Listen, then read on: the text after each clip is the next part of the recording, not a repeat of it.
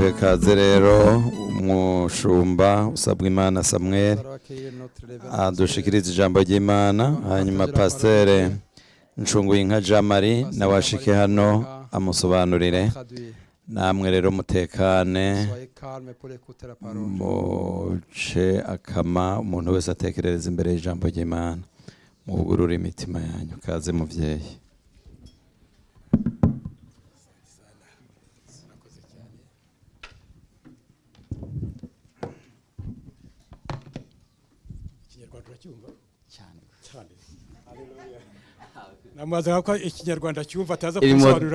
Demandez si je comprends le Kinyarwanda. Mais je vais essayer. J'ai œuvré pour le Seigneur au Burundi. Il y en a qui ont été avec moi qui sont ici dans l'Assemblée. Oui, il y en a. Car j'ai parcouru toutes les provinces du Burundi.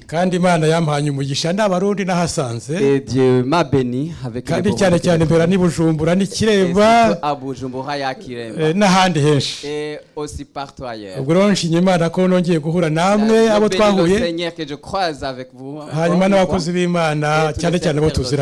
Et surtout celui que je connais bien. Quand je venais ici, j'étais invité par deux types de personnes. J'étais d'abord invité par l'église de l'évangéliste Kamanzi. Il y a un autre groupe d'évangélisation qui est bien levé. Wenda mpagurutse Felix uriya na madamu mpagurukire hamwe kuko sinjya nkunda kubatandukanya, ariko hari n'abandi barimo hano bari bafite ibiterane by'ubuvyutse, ubuvyutse murabyumva mu Kirundi, ubuvyutse kandi n'ubutumwa nari nahawe n'Imana. Et c'est un message que j'avais reçu de Dieu. Ndababasogongezaho ntabwo kuvuga mfite irindi jambo babwira kuko je vais vous faire goûter un peu. Igihe cyanyu ndabizi uko kingana. Je sais votre timing comment il est. Kandi nanjye mfite indi mirimo mu kanya. Moi aussi j'ai d'autres engagements après. Ariko abandi bo bantumiye. Mais c'est là qui m'ont invité. Ngo tuvuge ubutumwa bwiza kugerekeye by'ububyutse. Pour proclamer la bonne nouvelle. Kamanzi we mwamubonye yahagurutse muranamuzi mwarabaye. Vous le connaissez bien. Ubwo rero nibo bantumiye. C'est ceux-là qui m'ont invité. Twabanje i London. Nous avons commencé par London. Ubu ngubu turi hano Montréal. Aujourd'hui nous sommes ici à Montréal. Ku cyumweru gitaha tuzajya Ottawa. Nous serons à Ottawa. Ariko hamwe n'abashumba banyu, avec tous les responsables, mwangiriye neza cyane. Vous m'avez bien fait. Kuko nagomba kuza muri iriya groupe, parce que je voudrais dans l'autre groupe à London. Hanyuma nkaza kwa Kamanzi. Et après chez Kamanzi. Et alors ku itariki ya 23 nkabona gusura itorero ryanyu. Je devrais vous rendre visite. Ariko noneho ngasanga namwe bamwe bari mu Montréal abandi bari Ottawa. J'ai trouvé qu'il y en a qui sont à Montréal, d'autres qui sont à Ottawa. Kandi mwese nzasanga mwinshuti twabanye kandi tugomba kuramukanya. Vous êtes mes amis que nous avons vécu ensemble. Ubwo nasabye ko avugana n'abungeri hano. Je lui ai demandé qu'il s'entretienne avec les responsables. Uyu munsi tugasengera Montréal. Aujourd'hui on s'assemble ici à Montréal. Kuko muterana avant-midi. Comme vous rassemblez avant-midi. Abandi bagaterana après-midi. Et que les autres se rassemblent après-midi. Ici avant-midi et puis de l'autre côté après-midi. À Ottawa, avant-midi. Et je vais voir tout le monde. Et je vais voir tout le monde que j'aime. Je vous aime beaucoup. Car j'ai vécu au Burundi.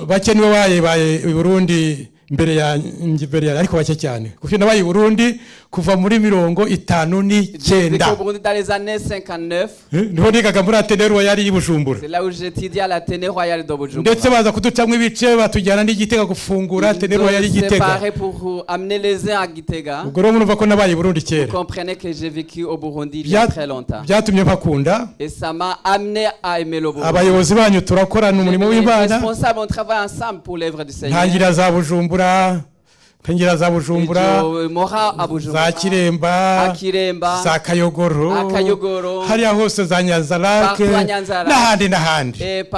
Cyane cyane n'abaturanyi bacu b'u Rwanda. Et surtout que vous êtes nos voisins au Rwanda. Turashima Imana rero ko nous remercions le Seigneur. Abo twazanye amufasha wanje tubana kuva muri 77 avec moi depuis 77. Mugira ngo ndi umwana jewe ko ndeba gutangaye pourquoi que je suis encore enfant.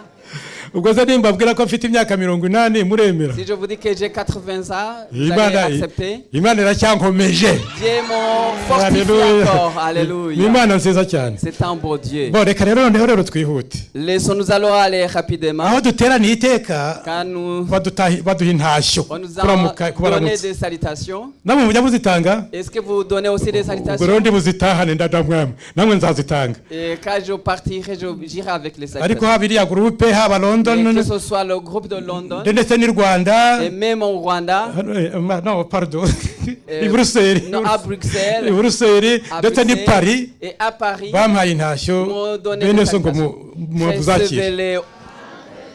Murakoze cyane. Merci beaucoup. None rero tugiye kureba ikintu cyitwa ubutumwa. Nous allons voir la bonne nouvelle.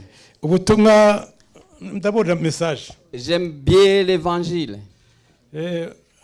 Imana yamaye ubutumwa bwo kugeza ku bantu mwaje mu mahanga hano Ibrahim uvuye muri hariya Congo Sepak Sepebu ADPR. Dieu m'a donné un message que je dois donner à la diaspora de ceux qui viennent des Grands Lacs, Burundi, Rwanda, Congo. Kuko iyo nsengera ayo matorero. Car chaque fois que je prie pour ces églises. Kubera ko Imana yigeze kumpa inshingano zo kuyobora itorero ryo mu Rwanda. Parce que Dieu m'avait donné la responsabilité de diriger l'église de Rwanda. Nkamenyana n'amatorero y'u Burundi n'ay'i Congo. Et que j'ai connu les églises du Congo et du Burundi. Ndetse tugasenga n'Imana. Et nous avons prié ensemble notre Dieu. Imana ikagira iki tubwira. Et que Dieu nous a donné un message. Imana yaratubwiye ngo Dieu nous a dit ububyutse buzava muri iriya region. Le réveil qui viendra de la région. Mu minsi ya nyuma dans les derniers temps buzagera mu isi yose. Ça va se répandre dans le monde entier. Harabandi bigeze bavyumva. Y en a-t-il d'autres qui ont reçu ce message? C'est peut-être moi seul qui a reçu le message. Ububyutse buzava hariya le réveil qui viendra des Grands Lacs. Buzagera mu isi yose. Ça va se répandre dans le monde entier. Nubwo tubona nk'i Congo hari intambara. Vous voyez au Congo il y a des guerres. Tukabona i Burundi hari ibibazo. Il y a des problèmes au Burundi. I Rwanda hari ibibazo. Des problèmes au Rwanda. Ariko hari Imana igiye kumanuka. Il y a un moment où Dieu va se lever. Ize itanga ububyutse. Il va donner un réveil. Kandi tugere ahantu hose kubabwira ubutumwa bwiza. Nous allons arriver partout dans le monde pour annoncer la bonne nouvelle. Nanone iyo nsenga. Chaque fois que je prie, je prie pour la Suède. Nous rappelons qu'ils nous ont envoyé des missionnaires et qui sont en train de tomber. Et la Norvège, la Finlande et le Danemark. Je prie pour tous ces pays. Et je voudrais vous dire un message. Vous êtes venus dans ces pays. Que Dieu vous a apporté sur le dos. Il vous a amené. Certains les au Canada. En Amérique. Moi je suis en Europe. Et les autres. Dieu vous a amené pour manger les dollars seulement. Oubliez cela. C'est pour cela que Dieu t'a amené. Il vous a amené pour apporter la lumière. Dans ces pays qui commencent à reculer. Et pour que vous éclairez. Car vous êtes la lumière. Et vous êtes le sel. C'est pour cela que Dieu vous a amené. Pour que vous mettiez une lampe de Pentecôte. Et que le Saint-Esprit agit dans ces pays étrangers. Les ecclésias qui a fermé, les églises qui ont fermé vont rouvrir. Les églises vont rouvrir. Du feu de l'Esprit qui doit passer par vous. Ce n'est pas venir seulement. Vous devrez arriver jusqu'ici. Et soyez un. Mugahuza umutima. Ayez le même cœur. Kugira ngo Imana ibishimire. Pour que Dieu se réjouisse de vous. Ibasukire umwuka wera nko kugihe cya Pentecote. Et qu'il vous envoie l'esprit comme à ce moment. Soyez remplis du Saint-Esprit. Hanyuma mukorere Imana. Et vrai pour le Seigneur. Muzahera hano mwitwa abarundi kuko mwigurutse nk'abarundi. Commencez par appeler Burundais comme vous êtes Burundais. Ariko ni ukugira ngo mugire mucane igicaniro cya Pentecote. Pour que vous mucane umuriro. Cet autel de Pentecôte. Kuko nimumara kucana umuriro. À partir du moment où vous aurez allumé le feu, Imana izabatuma hirya no hino ibatatanye. Vous envoyer partout. Il va vous envoyer un peu partout. Ndemera ko muba umwe nk'abarundi gusa ntabwo mwaje kubwiriza abarundi. Et je suis conscient que vous êtes Burundais, mais vous n'êtes pas venus évangéliser seulement les Burundais. Yego abarundi bari no batarabona Yesu muzabazana nabo. Les Burundais qui n'ont pas encore connu le Seigneur, nous devons les chercher. Ariko mwebwe Imana ibatumye kuvuga ubutumwa bwiza. Dieu vous a envoyé pour évangéliser, annoncer la bonne nouvelle. Muri aya mahanga yose Imana yabatumyemo. Dans ce pays où Dieu vous a envoyé. Ariko Imana yambwiye ko yababaye rero. Dieu m'a dit qu'il n'a pas été content. Ndasoma ijambo riri hariya mwumve. Je vais lire la parole de Dieu, vous allez entendre. Vous êtes arrivé à l'étranger et vous êtes séparés. Nous sommes de Bujumbura.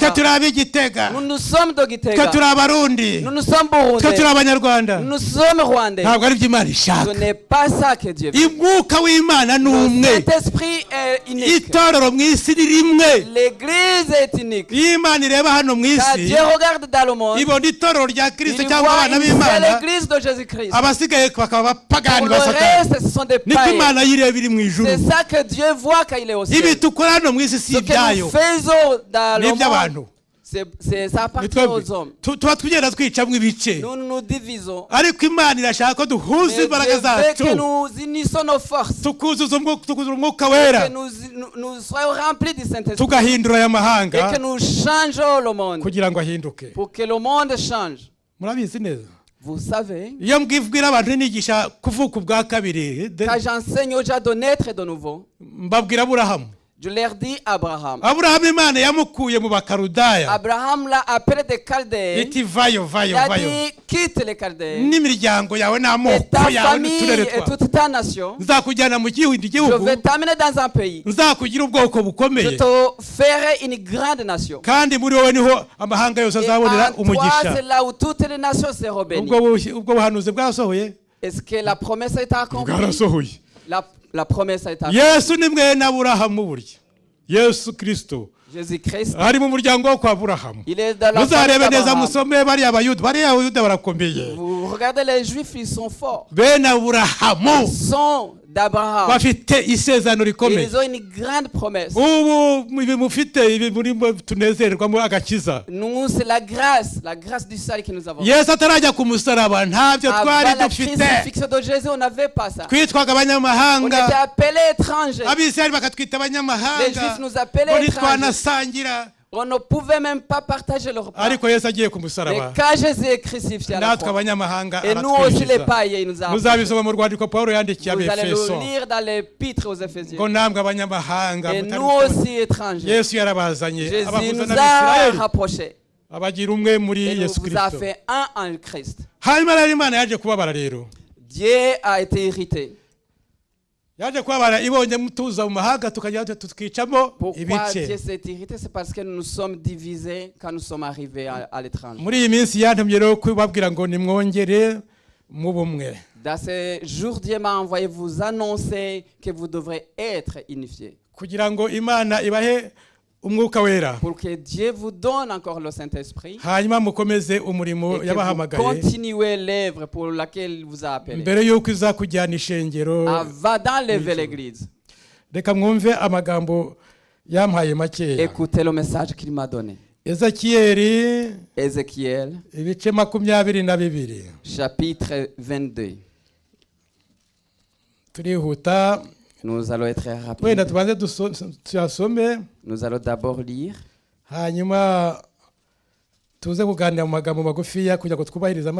Et après nous allons discuter un peu de mots. 22. En commençant par le verset 23.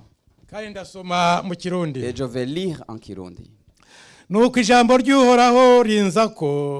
riti mwana w'umuntu icyo gihugu ukibwira uti uri igihugu kidatunganye kitazaronka imvura ku munsi w'uburake.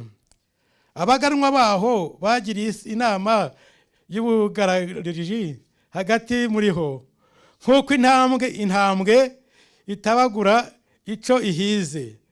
Batsonsomeye abantu, banyaze ubutunzi n'iby'igiciro, bapfakaje benshi hagati muri bo.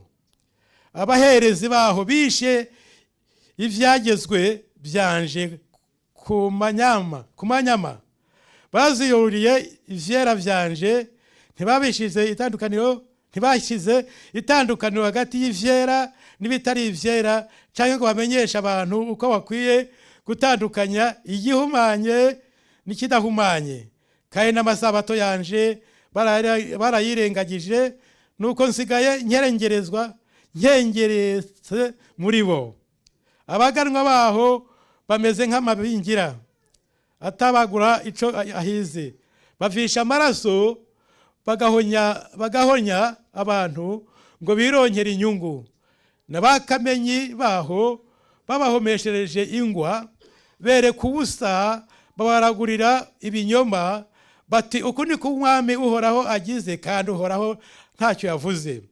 Abantu b'abanyagihugu barahahaza bakambura, mbere bakagirira nabi umugorwa n'umukene, bakadendereza umuntu w'akavantara. Kandi narondeye umuntu muri bo yosa n'uruzitiro, agahagarara imbere yanje mu kirengero, ahagarariye igihugu ngo noye kukihonya, ariko nta n'umwe nabonye. Nicyo cyatumye rero ibyago bazaho. Nayo magambo Imana yarabohereje, Dieu vous a envoyé, ibagirira neza, il vous a fait du bien. Il vous a donné de belles maisons que vous n'avez pas construites. De belles maisons très chères. Il vous a donné la nourriture et la boisson. Il vous a donné l'éducation pour les enfants. Et vous aussi, vous faites des études. Il vous a donné aussi les dollars. Pour voir un dollar au Burundi ou au Rwanda, c'était difficile. Mais aujourd'hui, vous marchez avec des dollars. Vous marchez avec des dollars. Mais Dieu savait que quand vous serez arrivé ici, vous ne devrez pas prendre le temps de prier pour la nourriture, les vêtements, que vous viendrez dans sa maison pour le louer, l'adorer. Merci Seigneur de mon frère arrivé ici. Merci Seigneur de mon privé. Merci de mon donner à manger. Il savait que ça allait se passer comme ça. Mais quand vous êtes arrivé, vous êtes fait. Le dollar se trouve dans ma poche. Servir Dieu, c'est fini. Et je priais alors que j'avais faim. Mais là, j'ai de quoi manger. Il n'y a aucune raison de prier. Il y en a qui a dit, none se ko bihari tubireke tubipfusha ubusa ko Imana biduhaye. Cela on va le laisser comme ça. Ngo ntiyakwiyiriza ubusa ngo asenge Imana ashaka mu bwiza bw'Imana. Jeûner et chercher la gloire de Dieu. Ngo adasengera ibihugu twavuyemo ko bifite ibibazo. Prier nos pays d'origine quand il y a des problèmes. N'isi yose. Et prier le monde entier pour le monde entier. Ariko Imana ngo yaraje irebye. Iburamo numwe. Il a trouvé personne. Iburamo numwe. Il a trouvé personne. Niko Imana yambwiye. C'est comme ça que Dieu m'a dit.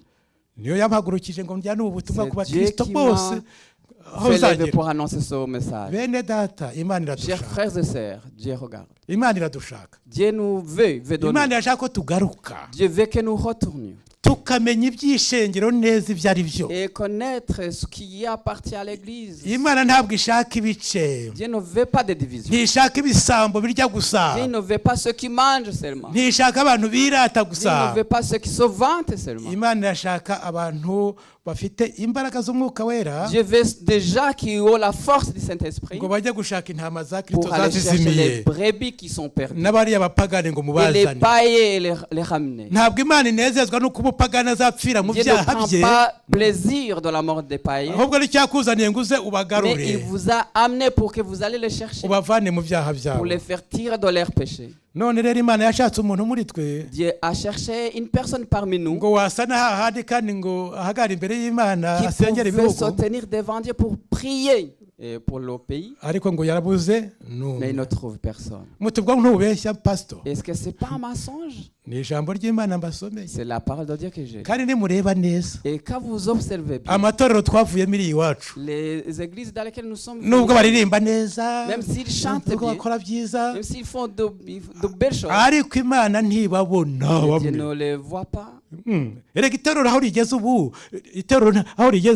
Là où arrive l'église, l'église est tombée d'une façon générale. Oui, nous semblons, il s'achauffe.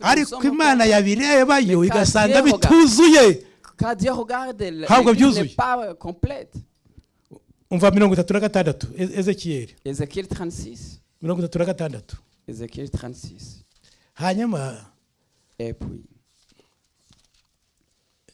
kumve icyo umwami yatumye abahanuzi ngo batubwire abavugishwa n'Imana.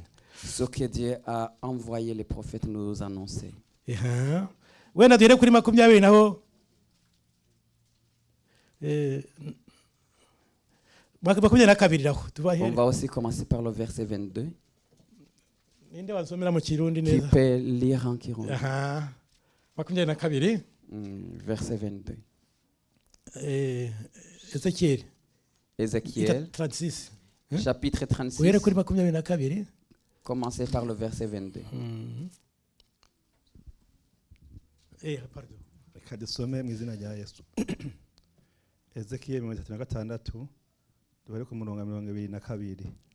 Nuko rero baraba mu nzu ya Isirayeli uti uko ni ku mwami uhoraho avuze ibi sindabikora ku bwanyu yemwe bo mu nzu ya Isirayeli ariko nuko ubw'izina ryanje ryera iryo mwatukishije mu mahanga mwagiyemwo kandi nzokubahiriza izina ryanje rikuru ryaturishijwe mu mahanga iryo mwaturishije hagati muri yo nuko amahanga azomenya yuko jewe nduhoraho igihe nzokwiyerekanira muri mwebwe imbere yayo ko nduwera niko umwami uhoraho avuze kuko nzobakura mu mahanga ndabakwanirize hamwe ndabakuye mu bihugu byose ndabajane mu gihugu cyanyu bwite kandi nzobamija ko amazi meza muhera imvyiro nzoboza imyanda yanyu yose n'ibigwamana byanyu byose kandi nzobaha umutima musha ndabashiremo impwemu nshasha nzokura umutima ukomeye nk'ibuye mu mibiri yanyu ndabahe umutima woroshe nk'inyama kandi nzobashiramo impwemu wanje ndabagendeshereze mu byagizwe byanje namwe muzokwitwa amabwizwa yanje muyashitse. Wenda turaturekeraho. Merci beaucoup. Wenda turekeraho ariko muzakomeza musome. Vous pouvez continuer à lire. Dieu, à cause de son nom que nous avons profané dans les nations. Les nations nous ont regardé, ils ont dit, ils s'appelaient chrétiens. Ce sont des pentecôtistes. Ils ont reçu le Saint-Esprit. Mais regardez comment ils se comportent. C'est eux qui se battent. C'est eux qui mentent. Et beaucoup d'autres. Mais l'Éternel dit, à cause de mon nom que vous avez profané dans les nations, je ne vais pas accepter que mon nom continue à être profané. Je vais m'enlever pour le faire moi seul. Et ce n'est pas pour vous. C'est pour mon grand nom que vous avez profané. Pour que les nations parmi lesquels vous avez profané mon nom connaissent que mon nom est saint. C'est moi qui le ferai. Je vous la verrai. Je vous donnerai assez. Et je mettrai mon esprit en vous. Et les nations sauront que c'est moi qui ai fait ça. Il faut dire l'Éternel est Dieu. L'Éternel est puissant. C'est pourquoi il le fera. Et quand il le fait, il y en a qui tombent dedans. La promesse ne touche pas tout le monde. Nous étions tous des pentecôtistes. Dieu fera ça, ça va me mater. Il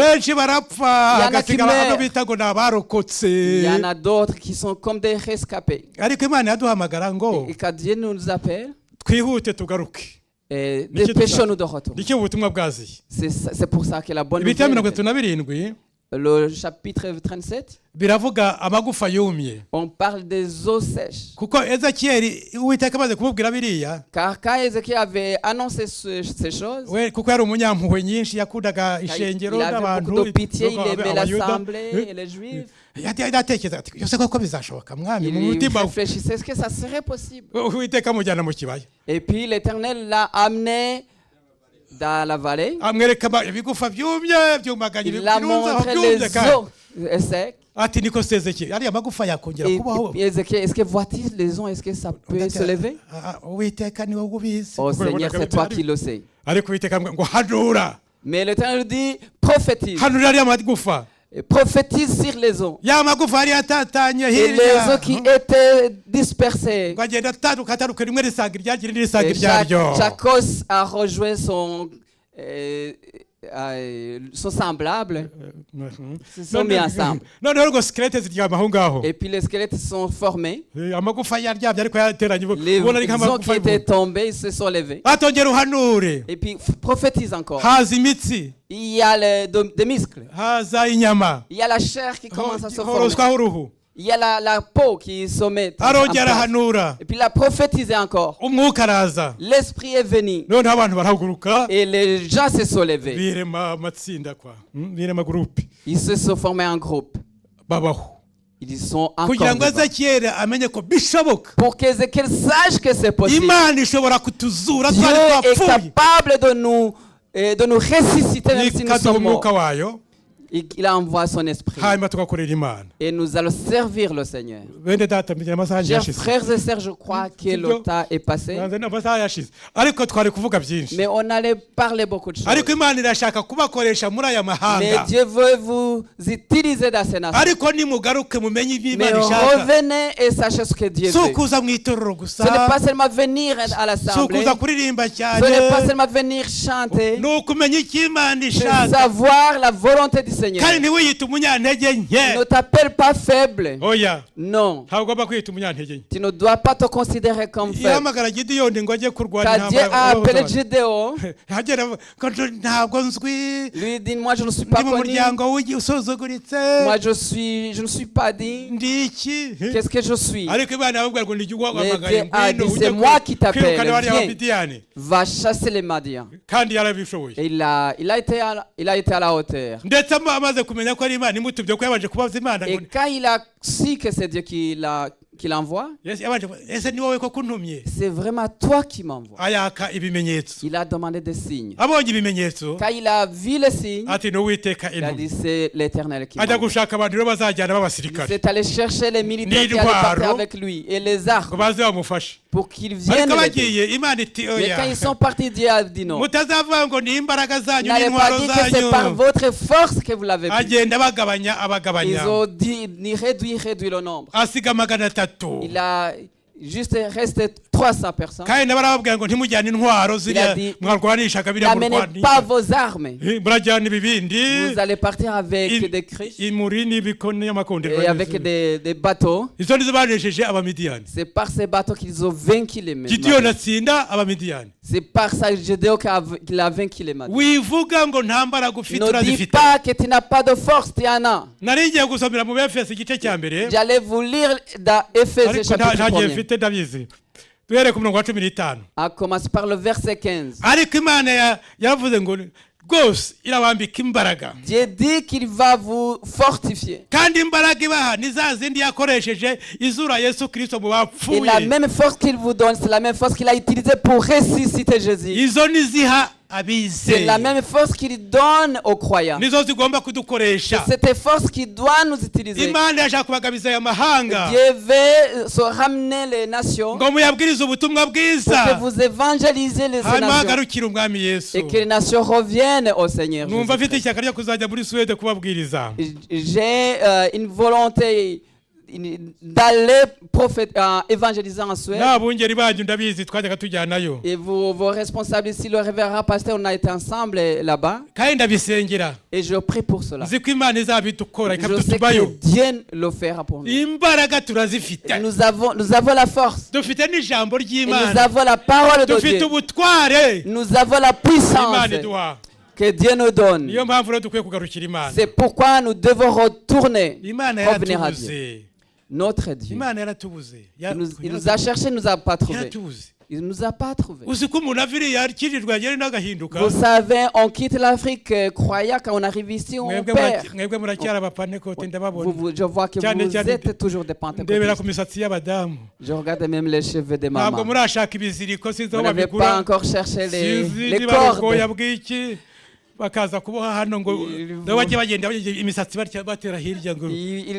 lance de l'autre côté les cheveux. Vous ne les avez pas. Mais vos cœurs restent. Ce n'est pas seulement la chair. Il veut tout. La peau, le cœur, l'esprit et l'âme. Nous allons prier. Je pense que le message que j'avais, ceux qui sont arrivés à l'étranger et oublié la raison pour laquelle c'est Dieu qui t'a fait venir pour éclairer les nations, pour évangéliser la bonne nouvelle. Et mettez-vous ensemble et priez. Est-ce que vous parlez de l'autel là où on met du bois et qu'on allume le feu? Dieu veut que vous soyez remplis du Saint-Esprit. Quand vous serez remplis du Saint-Esprit, vous allez sortir pour annoncer la bonne nouvelle. Vous allez dire les gens. Vous savez, les disciples ont refusé de partir à Jérusalem. Quand ils ont reçu le Saint-Esprit, ils étaient contents, ils étaient bien. Les gens vendaient leurs choses et apportaient de l'argent aux pieds des disciples. Et quand Dieu leur disait d'apporter la bonne nouvelle, ils refusaient. Non, nous allons pas partir. Mais Dieu a suscité quelque chose pour qu'ils puissent partir. C'est possible que nos églises, c'est la même chose. C'est possible que nous avons refusé d'envoyer les missionnaires à temps. Mais Dieu a utilisé ces moyens pour que nous puissions le faire. Mais nous sommes venus. Mais le problème, c'est que même si nous sommes arrivés, nous n'avons pas fait notre travail. Et dire à Dieu de nous pardonner. Pardonnez-nous. Nous allons retourner sur le bon chemin. Et nous allons faire ce que tu nous as envoyé faire. C'est possible. Est-ce qu'il y en a qui le veulent? Et qui viennent s'attacher à moi pour prier à Dieu? Nous n'avons pas fait la volonté de Dieu. Et Dieu s'est irrité. Mais demande pardon. Je ne sais pas comment vous le faites. Est-ce qu'il y en a qui veulent venir pour demander pardon à Dieu? Et qu'ils nous revêtent de la force et partir pour la mission du Seigneur. S'il y en a qui sont présents, qui s'avancent jusqu'ici,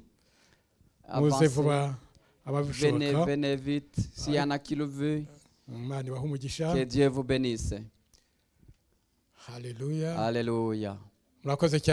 Merci. Venez ici, nous allons prier, demande pardon à Dieu. Et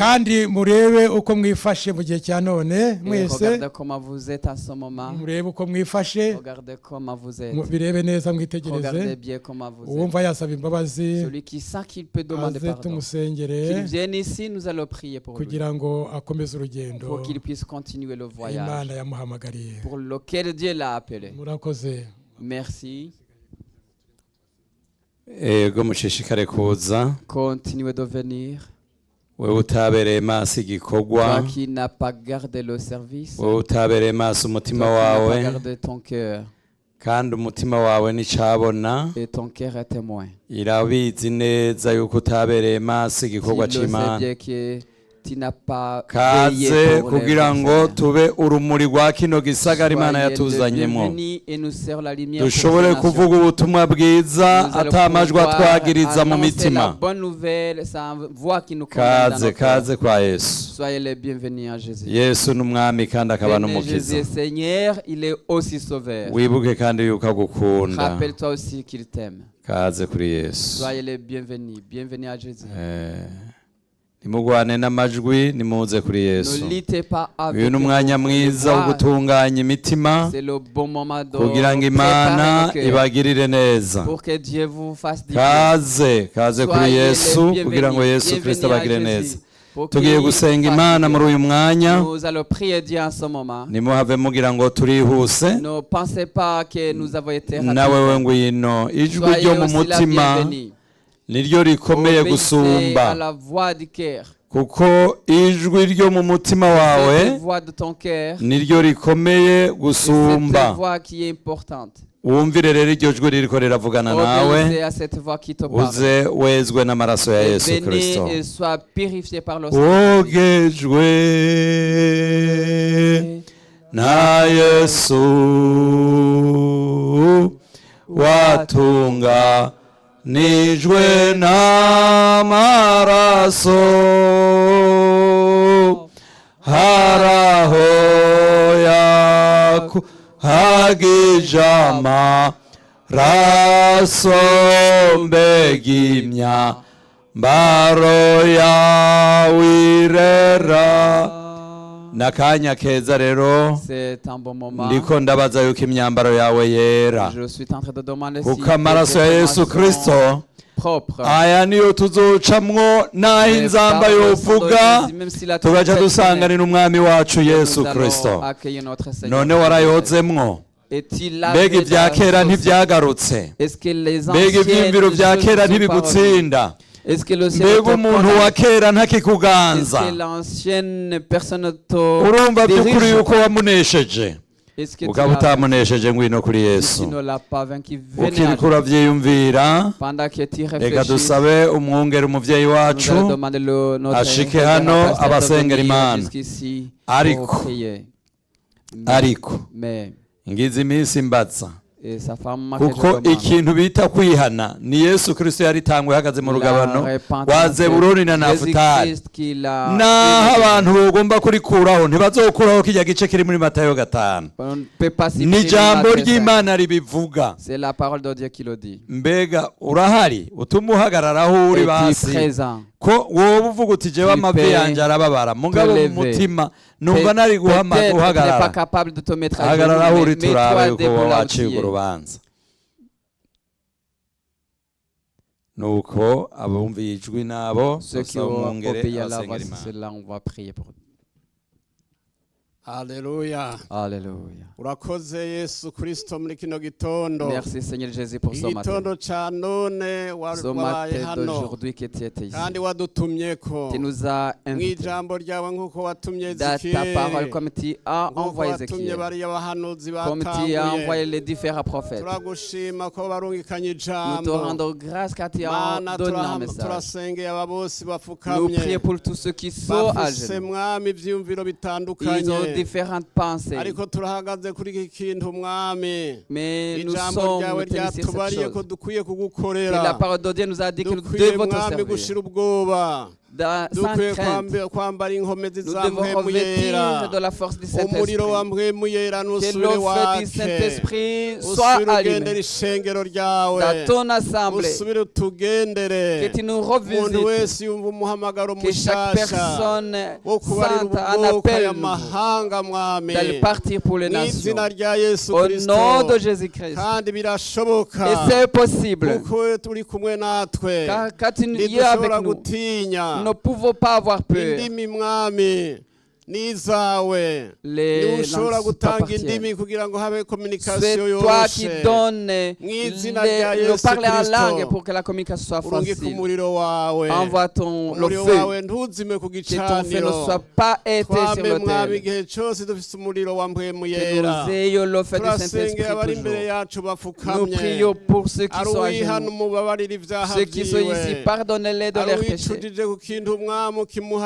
Celui qui veut quelque chose, que tu pardonnes. Pardonne à ceux qui sont sur Zoom et qui ont suivi son message. Pour que aussi tu les utilises. Ceux qui sont en Europe, ceux qui sont en Amérique, ceux qui sont au Canada, un peu partout dans le monde, là où la voix arrive, que tu atteignes le cœur de tout le monde. Au nom de Jésus-Christ, nous prions que tu utilises ce que tu as utilisé à Jérusalem. Au moment où le Saint-Esprit descendait et que les apôtres se sont remplis du Saint-Esprit et qu'ils ont commencé à parler en langue, ils sont devenus nouveaux. Ils ont commencé par parler en ton nom. Chaque personne, c'est lequel l'Esprit lui donne. C'est aussi possible aujourd'hui. À ce tas de grâce, continue à nous bénir. Et nous attendons à ton retour, car ton retour est proche. Et nous allons servir comme enfants de Dieu. Merci car c'est toi qui agis. Merci car tu as accompli. Nous nous prions au nom de Jésus-Christ. Amen. Abagwaye ceux qui sont malades, n'abandi bafise imitwaro itandukanye, ceux qui ont d'autres muhagarare duce dusaba uyu mushumba yatubwiye ijambo ry'Imana azasenga Imana. Abafise imitwaro itandukanye, Bibiliya iravuga, Yesu yavuze ngo data arakora nanjye ndakora. Yesu ari hano muri rino shengero kugira ngo akore igitangaza. Mbega urifuza igitangaza muri kino gitondo? Hagarara kugira ngo Yesu agire icyo akoze ku bugingo bwawe. Kuko Yesu ayahamagaye abakozi, abaha n'ibikoresho.